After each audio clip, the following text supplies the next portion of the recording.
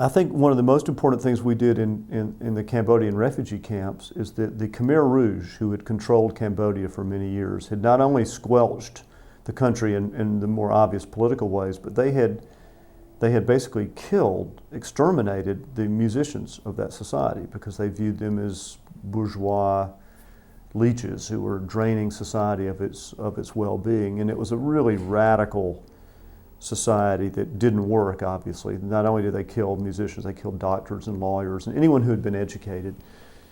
Many of the musicians did survive by pretending not to be musicians, but the people had had none of their own music for 4 years by the time we got to this refugee camp in Thailand.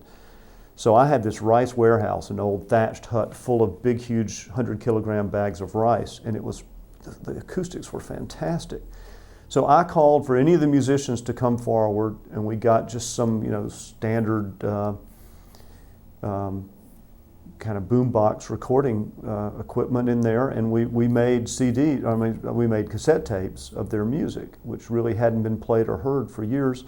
And I got the United Nations to agree to just print up some copies. We printed up a few thousand copies of this music and circulated in the refugee camp, and suddenly heard it everywhere.